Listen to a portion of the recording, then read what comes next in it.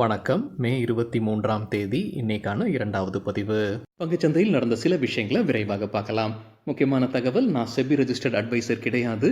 நம்ம சேனல்ல இருந்து எப்போதுமே ஸ்டாக் ரெக்கமெண்டேஷன்ஸ் கிடையாது. யூடியூப் சேனல் மட்டும் இல்லைங்க, மற்ற சோஷியல் மீடியா பிளாட்ஃபார்மான இன்ஸ்டாகிராம், வாட்ஸ்அப், டெலிகிராம்ல இருந்து கூட நாம ஸ்டாக் ரெக்கமெண்டேஷன்ஸ் வழங்குவதில்லை. மேலும் பணத்தை வாங்கிட்டு எந்த சேவையும் வழங்குவது இல்லை. பல போலியான குரூப் இயங்கிட்டு இருக்கு. தயவு செய்து ஜாகிரதையாக இருங்க. இந்த வீடியோவில் காட்டக்கூடிய அனைத்து கம்பெனிகளும் வெறும் இன்ஃபர்மேஷனல் பர்பஸ்க்காக மட்டுமே முதலீடு செய்யுங்கன்னு சொல்கிற வீடியோ கிடையாது. எந்த ஒரு முதலீட்லையும் ரிஸ்க் இருக்கும். ரிஸ்க் புரியாமல் இன்வெஸ்ட் செய்யாதீங்க. ரிஸ்க் புரியலன்னா தயவு செய்து இன்வெஸ்ட்மெண்ட்டை தவிர்த்துருங்க. நம்ம ருபி டிரைவர் சேனலை ஆதரிக்கிற அனைத்து நல்ல உள்ளங்களுக்கும் நன்றி. நம்ம மார்க்கெட் ஓப்பன் ஆகிறதுக்கு முன்னாடி உலக மார்க்கெட்ஸ் எப்படி இருந்ததுன்னு பார்க்கும்போது, நேற்று யூஎஸ் மார்க்கெட்ஸில் S&P 500 ஃப்ளாட்டாக இருந்திருக்கு. நாஸ்டாக் 0.3% க்ரீனில் க்ளோஸ் ஆகியிருந்தது. பெரும்பாலான யூரோப்பியன் மார்க்கெட்ஸ் நேற்று ரெட்டில் தான் க்ளோஸ் ஆகியிருந்தது. இன்றைக்கி நம்ம மார்க்கெட் ஓப்பன் ஆகிறதுக்கு முன்னாடி ஏஷியன் மார்க்கெட்ஸ் எப்படி இருக்குன்னு பார்க்கும்போது பெரும்பாலும் க்ரீனில் தான் ட்ரேட் ஆகிட்டு இருந்தது. குறிப்பாக கிஃப்ட் நிஃப்டி 0.2% அதிகமாக ட்ரேட் ஆகிட்டு இருந்தது. நம்ம மார்க்கெட் ஓப்பன் ஆகிறதுக்கு முன்னாடி எடுத்த ஸ்க்ரீன்ஷாட் இது. இந்த வீடியோ செய்கிற தருணத்தில் நம்ம மார்க்கெட் ஓப்பன் ஆகி நிஃப்டி காலையில் 11 மணி அளவில் 1% க்ரீனில் ட்ரேட் ஆகிட்டு இருக்கு. சில இண்டிவிஜுவல் ஸ்டாக்ஸ் மற்றும் செய்திகள் விரைவாக பார்க்கலாம். ஜப்பான் நாட்டுடைய கோர் இன்ஃப்ளேஷன் டேட்டா ஏப்ரல் மாதத்திற்கானது வெளியாகியிருக்கு. 2 ஆண்டில் இல்லாத அளவுக்கு ஹையில் இருக்குது. ஏப்ரல் மாதத்திற்கான கோர் இன்ஃப்ளேஷன் 3.5%. வல்லுநர்கள் எதிர்பார்த்தது 3.4%. மார்ச் மாதத்தில் 3.2% இருந்தது. பேங்க் ஆஃப் ஜப்பான் இப்போ இன்ட்ரெஸ்ட் ரேட்டை அதிகரிப்பதற்கான வாய்ப்புகள் இருக்குது. ஆனால் அது இயரண்டில் தான் அதிகரிப்பாங்கன்றது சொல்லியிருக்காங்க சில வல்லுநர்கள். 25 பேசிஸ் பாயிண்ட்ஸ் செப்டம்பர் மாதத்திற்கு பிறகு உயர்த்துவதற்கான வாய்ப்புகள் இருக்குன்னு சொல்லியிருக்கிறாங்க. ஃபுட் இன்ஃப்ளேஷன் ஏப்ரல் மாதத்தில் 7%, மார்ச் மாதத்தில் அது 6.2% இருந்தது. சென்செக்ஸில் சில மாற்றங்கள் வருது. ஜூன் 23ஆம் தேதியிலேருந்து இது நடைமுறைப்படுத்துகிறாங்க. எந்தெந்த ஸ்டாக்ஸ் உள்ளே வருது, எந்தெந்த ஸ்டாக்ஸ் வெளியே போகுது. டாடா நிறுவனமான ட்ரெண்ட் மற்றும் பாரத் எலக்ட்ரானிக்ஸ் உள்ளே வருது. எந்தெந்த ஸ்டாக்ஸ் வெளியேறுது. நெஸ்லே இந்தியா மற்றும் இண்டஸ்இண்ட் பேங்க் வெளியேறுது. BSE 100 இண்டெக்ஸ்லேயும் மாற்றங்கள் இருக்குது. எந்த ஸ்டாக்ஸ் உள்ளே வருது. டிக்சன் டெக்னாலஜிஸ், கோஃபோர்ஜ் மற்றும் இண்டஸ் டவர்ஸ் உள்ளே வருது. பாரத் ஃபோர்ஜ், டாபர் இந்தியா மற்றும் சீமென்ஸ் வெளியேறுது. BSE சென்செக்ஸ் 50லும் மாற்றங்கள் இருக்குது. இன்டர்குளோப் ஏவியேஷன் மற்றும் ஸ்ரீராம் ஃபைனான்ஸ் உள்ளே வராங்க. பிரிட்டானியா மற்றும் ஹீரோ மோட்டோகார்ப் வெளியே போகிறாங்க. பாரத் எலக்ட்ரானிக்ஸ்க்கு UBS ரேட்டிங்காக அப்கிரேட் பண்ணியிருக்கிறாங்க. நியூட்ரல்லேருந்து பையாக உயர்த்தியிருக்கிறாங்க. எதிர்பார்க்குற டார்கெட் 450, முன்ன கொடுத்துருந்த டார்கெட் 320. தற்போதைய லெவலிருந்து 16% அதிகரிப்பதற்கான வாய்ப்பு இருக்குது. ஒட்டுமொத்தமாக 29 அனலிஸ்ட் கவரேஜ் கொடுத்துருக்காங்க பாரத் எலக்ட்ரானிக்ஸ்க்கு. 25 பேர் பை ரெக்கமெண்டேஷன், 2 பேர் ஹோல்ட் ரெக்கமெண்டேஷன் மற்றும் 2 பேர் செல் ரெக்கமெண்டேஷன் வழங்கியிருக்கிறாங்க. அதானி குரூப் நார்த் ஈஸ்டர்ன் மாநிலங்களில் 20,000 கோடி ரூபாய் முதலீடு செய்ய இருக்கிறாங்கன்னு எக்கனாமிக் டைம்ஸில் அப்டேட் கொடுத்துருக்காங்க. Thermal power, transmission operations, green மற்றும் நியூக்ளியர் எனர்ஜி பிஸ்னஸில் அவங்க முதலீடு செய்வதற்கான வாய்ப்புகள் இருக்குது. எம்டார் டெக்னாலஜிஸ் நேற்று குவார்ட்டர்லி ரிசல்ட் அறிவிச்சிருக்கிறாங்க. Q4க்கான ப்ராஃபிட் கன்சாலிடேட்டட் பேசிஸில் 13.7 கோடி ரூபாய், இயர் ஆன் இயர் 182% அதிகரிச்சிருக்கு. ரெவென்யூ 183 கோடி ரூபாய், இயர் ஆன் இயர் 28% அதிகரிச்சிருக்கு. முழு நிதியாண்டிற்கான வருவாய் 676 கோடி ரூபாய், இயர் ஆன் இயர் 16% அதிகரிச்சிருக்கு. கம்பெனி கொடுத்திருந்த கைடன்ஸ் 725 கோடி ரூபாய், அதை காட்டிலும் குறைவாகத்தான் அறிவிச்சிருக்கிறாங்க. எபிட்டா அல்லது ஆப்ரேட்டிங் ப்ராஃபிட், எபிட்டா விரிவாக்கம், earnings before interest, tax, depreciation மற்றும் அமார்டைசேஷன் 121 கோடி ரூபாய், இயர் ஆன் இயர் 7% அதிகரித்தது. மார்ஜின்ஸ் 17.9%, போன வருடம் 19.4% இருந்தது. அதுடன் ஒப்பிடும்போது 150 பேசிஸ் பாயிண்ட்ஸ் குறைஞ்சிருக்கு. கம்பெனி கொடுத்திருந்த கைடன்ஸ் 21% மார்ஜின்ஸ். ஐடிசிக்கு புரோக்கிங் கம்பெனிஸ் என்ன ரேட்டிங் மற்றும் டார்கெட் கொடுத்துருக்காங்க ரிசல்ட்டுக்கு பிறகு. கோல்ட்மன் சாக்ஸ் தொடர்ந்து பை ரேட்டிங் கொடுத்துருக்காங்க. எதிர்பார்க்குற டார்கெட் 490. HSBC பை ரேட்டிங் கொடுத்துருக்காங்க. எதிர்பார்க்குற டார்கெட் 510 ரூபாய். CLSA தொடர்ந்து அவுட் பர்ஃபார்ம் ரேட்டிங் கொடுத்துருக்காங்க. Target 496. MK global add rating, எதிர்பார்க்குற டார்கெட் 475. ஜெஃப்ரீஸ் தொடர்ந்து பை ரேட்டிங் கொடுத்துருக்காங்க. டார்கெட் ப்ரைஸை குறைச்சிருக்கிறாங்க. முன்ன சொன்னது 550, புது டார்கெட் 535. தற்போதைய லெவலிருந்து 25% அதிகரிப்பதற்கான வாய்ப்பு இருக்குது. நுவாமா இன்ஸ்டிடியூஷனல் ஈக்விட்டிஸ் தொடர்ந்து பை ரேட்டிங் கொடுத்துருக்காங்க.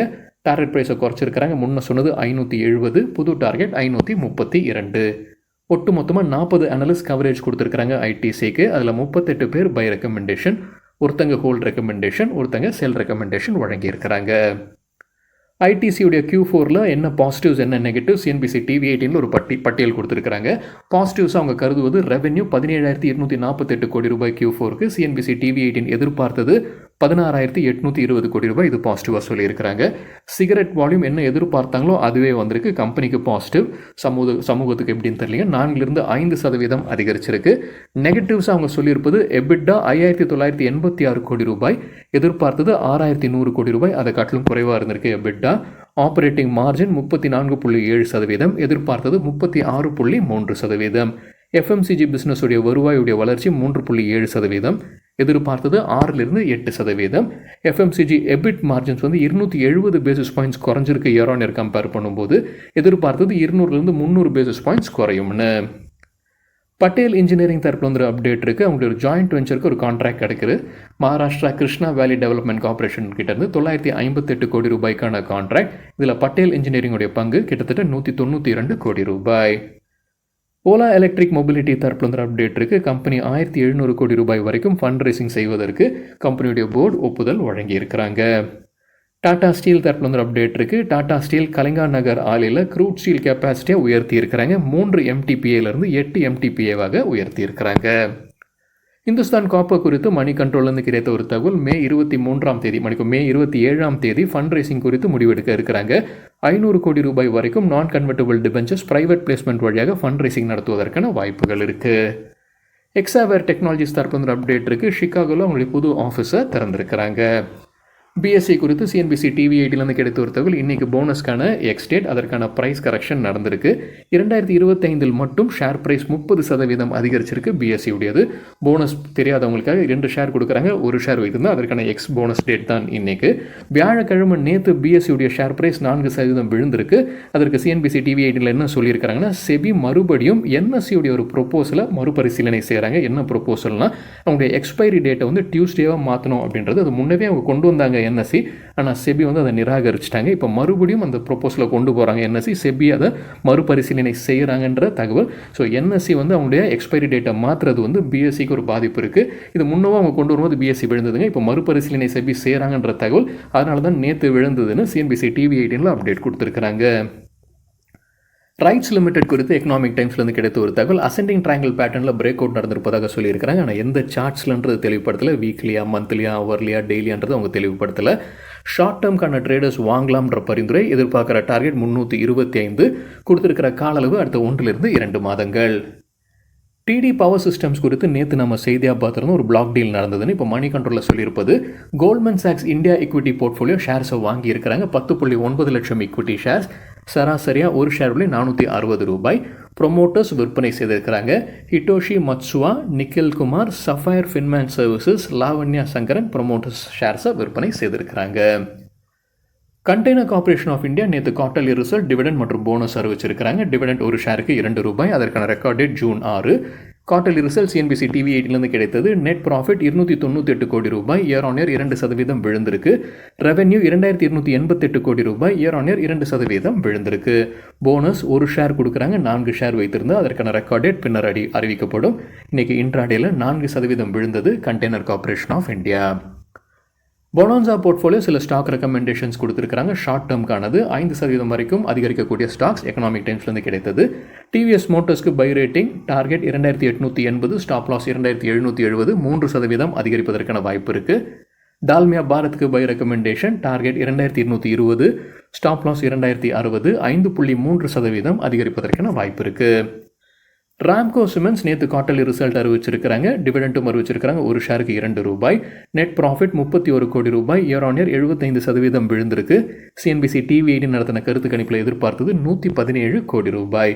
ரெவென்யூ ஃப்ரம் ஆப்ரேஷன்ஸ் 2392 கோடி ரூபாய், இயர் ஆன் இயர் 11% விழுந்திருக்கு. சிஎன்பிசி டிவி 18 எதிர்பார்த்தது 2682 கோடி ரூபாய். மாஸ்டர் கேபிட்டல் சில ஸ்டாக் ரெக்கமெண்டேஷன்ஸ் கொடுத்துருக்காங்க. பிஸ்னஸ் டுடேலேருந்து கிடைத்த டேட்டா, ஐசிஐசிஐ லம்பார்ட் ஜெனரல் இன்சூரன்ஸ் கம்பெனிக்கு பை ரேட்டிங் டார்கெட் 2000 முதல் 2050 வரை, stop loss 1748.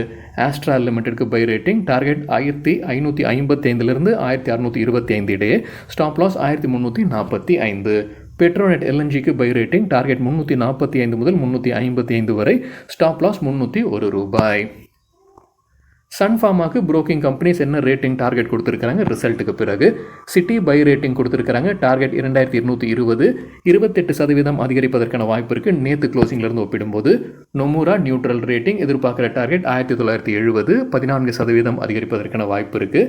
HSBC by rating target 1870, 8% அதிகரிப்பதற்கான வாய்ப்பு உள்ளது.